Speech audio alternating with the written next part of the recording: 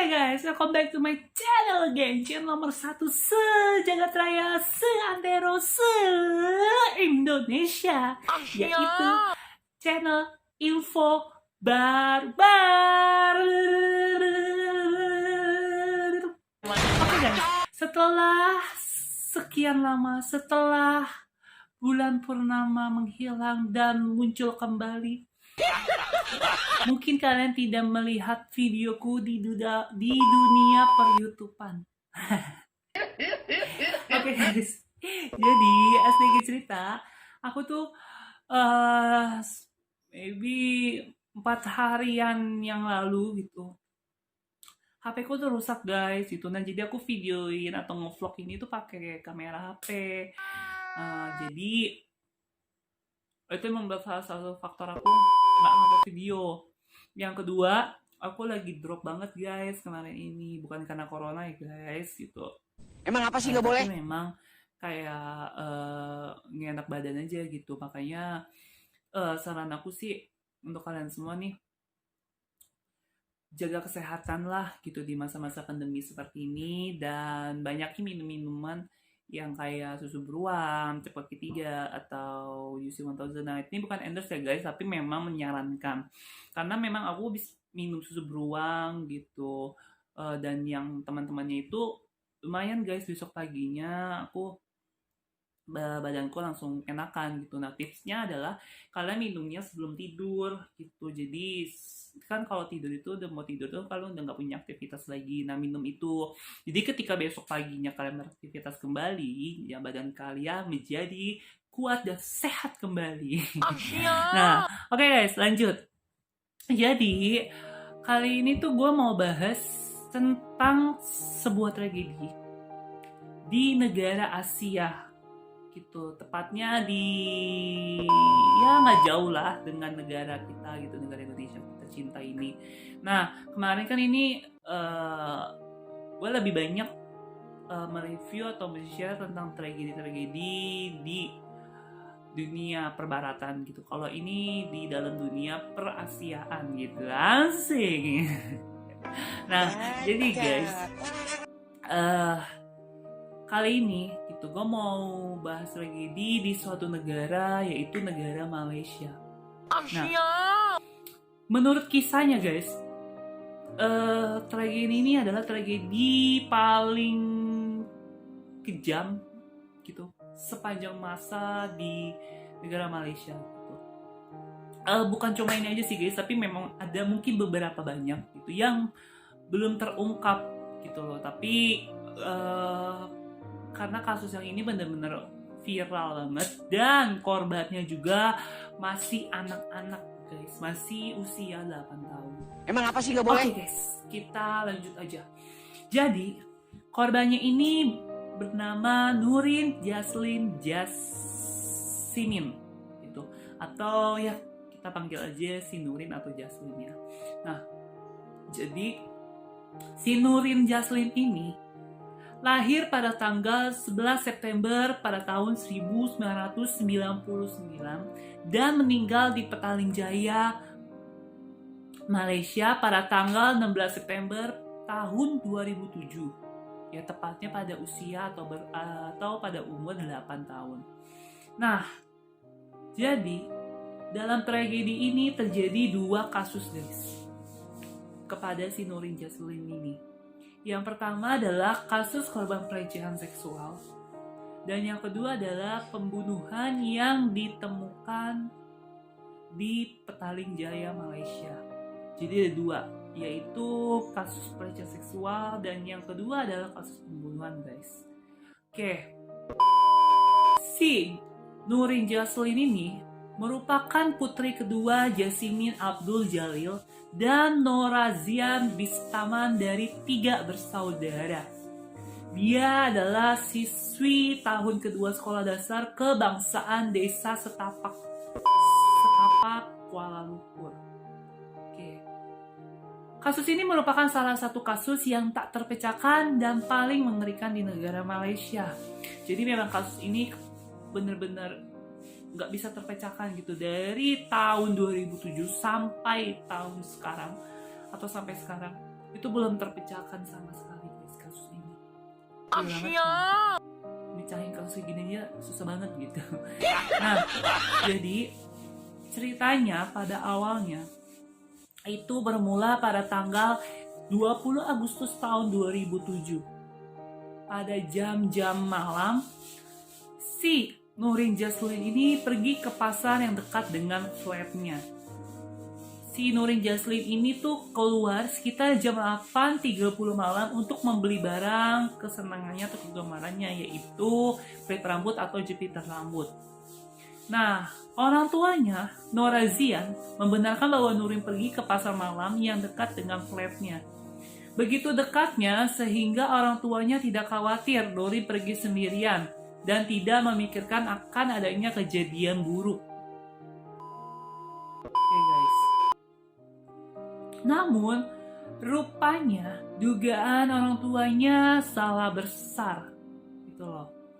Jadi, terkadang memang prasangka orang tua itu bisa salah ya guys gitu. ini salah satunya gitu. Salah satunya adalah orang tuanya si Nurin ini. Nah, jadi si Nurin tidak pernah pulang ke rumah setelah dia pergi ke pasar malam itu. Para saksi yang mengakui melihat seorang pria tak dikenal memaksa gadis muda itu masuk ke van putihnya. Oke, pada tanggal 17 September di pagi hari, di depan sebuah toko di Petaling Utama, sebuah tas olahraga, ditemukan di dalamnya ada tubuh telanjang seorang gadis muda dengan mentimun dan terong. Odading Mang Oleh. Oke, yang didorong ke dalam alat kemaluannya. Awal ditemukannya, orang tua Nurin tidak percaya bahwa sosok anak yang kurus tersebut adalah putri mereka. Tidak butuh waktu lama lagi bagi gadis itu untuk diidentifikasi sebagai Nurin setelah pengecekan DNA. Dia telah meninggal sebelum dia ditemukan. Ada memar di lehernya yang menunjukkan ada tindakan pencekikan.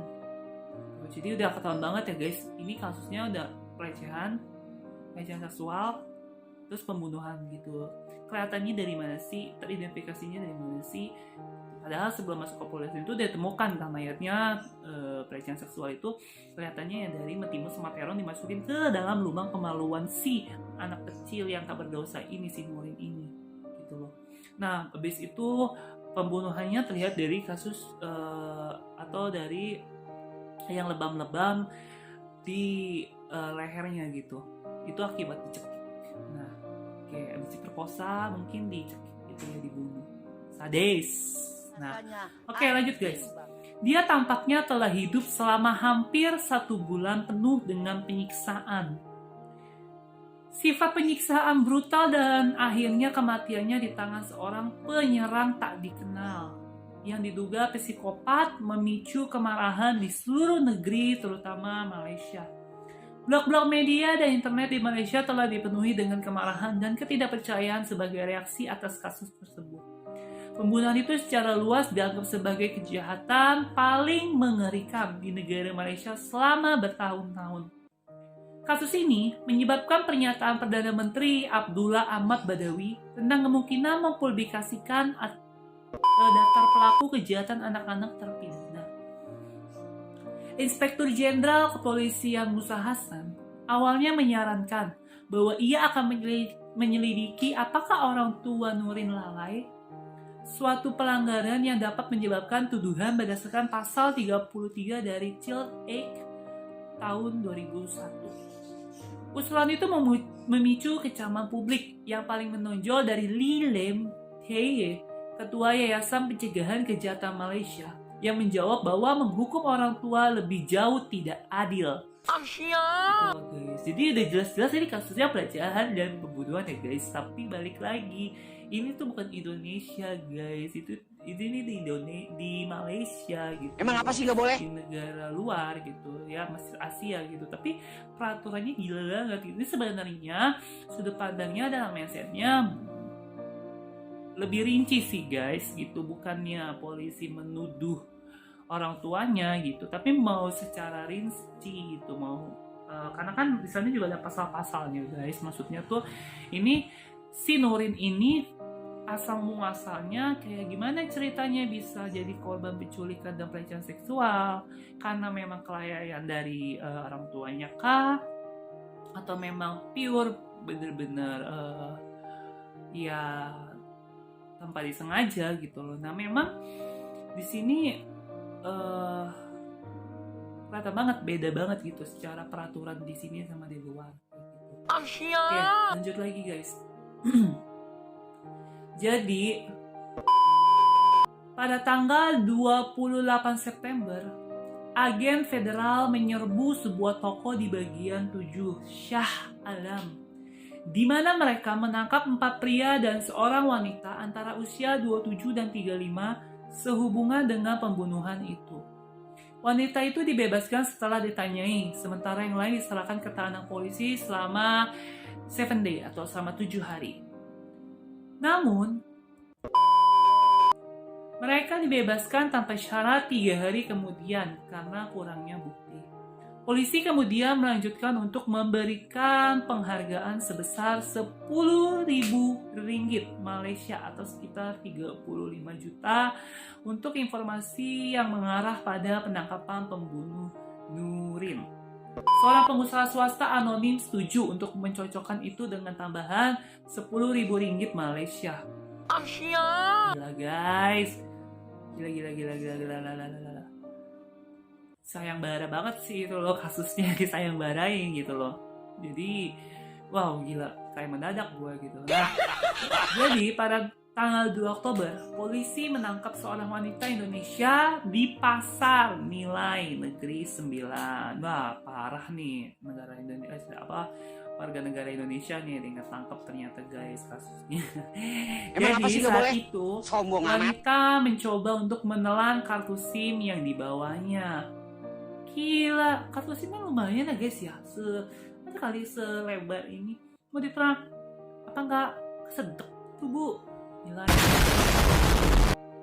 Warga plus 6 ini ada-ada aja gitu kelakuannya. Nah, jadi pada tanggal 11 Oktober, polisi merilis 2 rekaman video yang ditangkap oleh kamera CCTV dekat sebuah toko di Petaling Utama, Petaling Jaya, di mana tas olahraga yang berisi mayat Nurin ditemukan. A few moments later, 2 hours later. Dan rekaman CCTV dikirim pada tanggal 20 September ke FBI untuk meningkatkan kejelasan gambar buram. Nah, rekaman pertama yang diambil sekitar pukul 1 siang pada 16 September menunjukkan seorang pengendara sepeda motor membawa tas olahraga atau yang isinya si tubuh Nurin di dalam tas olahraga itu dan meninggalkannya di toko. Rekaman kedua yang direkam 1 jam kemudian menunjukkan seorang wanita berkeliaran di sekitar toko atau di sekitar ruko yang kemudian dijemput oleh 3 orang yang tiba di tempat kejadian. Namun, cuplikan yang disempurnakan itu gagal mengungkapkan wajah pengendara sepeda motor dan plat nomor sepeda motor. Tak satu pun dari orang-orang terakhir ini yang peduli dengan tas di tanah. Jadi, para penyidik meragukan mereka terlihat dalam kematiannya. Atau mereka terlibat dalam kematiannya. Nah, memilukan sekali ya guys. Maksudnya, kejahatan menyeramkan ini tetap tidak terpecahkan hingga saat ini pada akhirnya. Gila banget guys, maksudnya ini sebenarnya adalah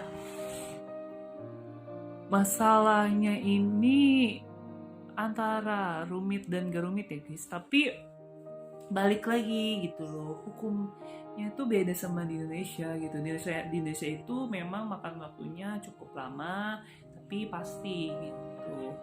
Tapi kalau ini bener-bener nggak pasti gitu dan nggak terpecahkan gitu. Sebenarnya kan bisa dipakai sidik jari gitu. Bisa juga kalau misalkan ada detektifnya guys ya, atau inspekturnya tuh bisa juga dari bercak darah gitu, dari bercak darah si korbannya gitu, atau juga dari cairan vagina gitu, atau cairan kemaluannya si korbannya, kan korbannya perempuan gitu.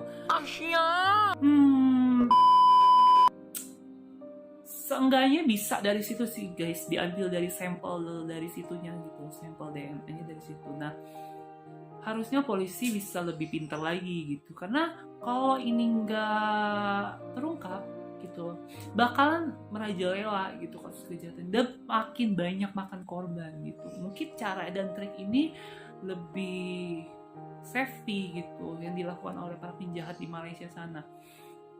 Nah, makanya guys, terkadang itulah gitu. Ada orang yang bilang, enakan kerja di negara luar, enakan jadi warga negara luar dibanding tinggal di negara Indonesia.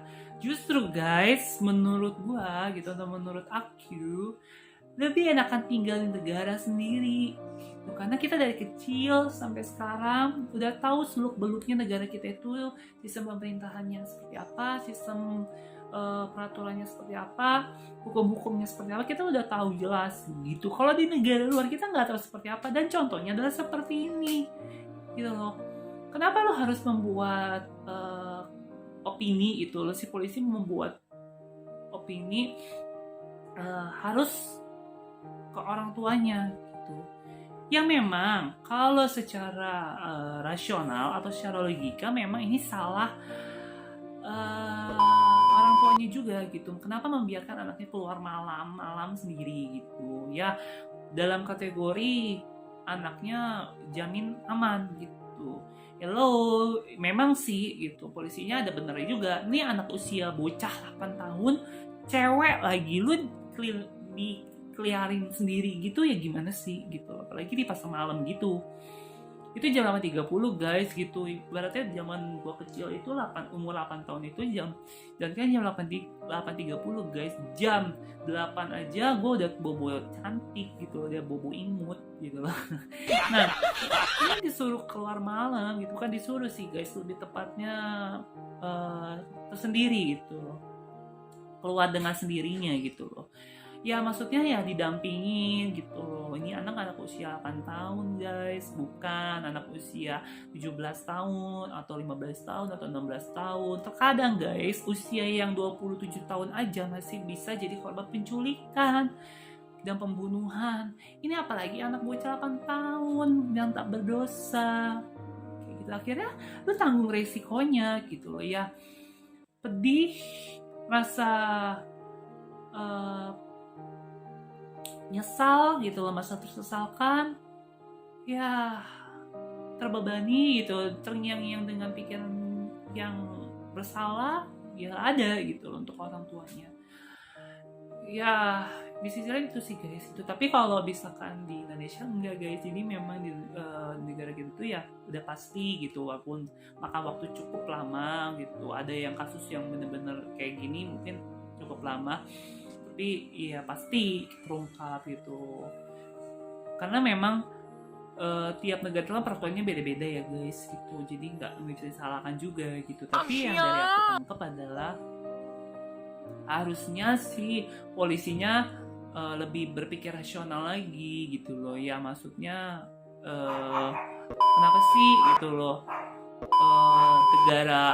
negara di Malaysia itu yang nggak seaman itu. Harusnya lu bisa di rolling untuk ngadain patroli kayak gitu untuk daerah-daerah yang nggak aman gitu. Mungkin dari kejadian ini jadi pembelajaran gitu untuk polisi-polisi di sana gitu, bahwa tempat-tempat di mana aja sih yang rawan kejahatan gitu, yang untuk sering diadain patroli kayak gitu. Jadi itu untuk kebaikan negaranya sendiri sih, maksudnya untuk kebaikan masyarakatnya sendiri gitu ya.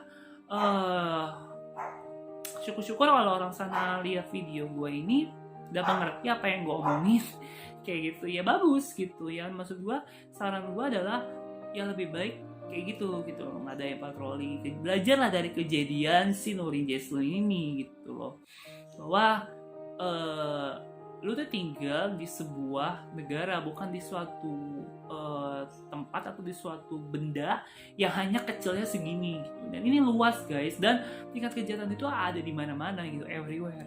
Kita nggak tahu, mungkin yang terlihat kalem baik gitu, yang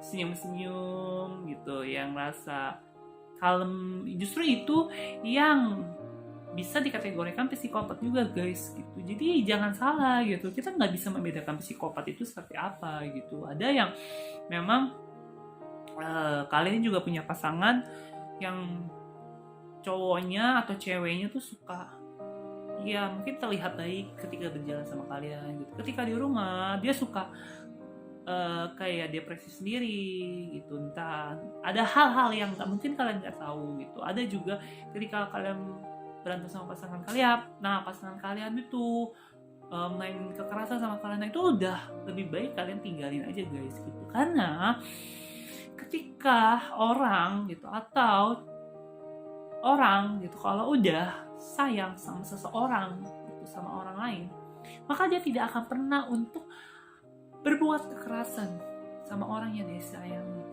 Kalau misalkan orang itu berbuat kekerasan sama kalian, tinggalkan, mencari yang lebih baik dari orang itu.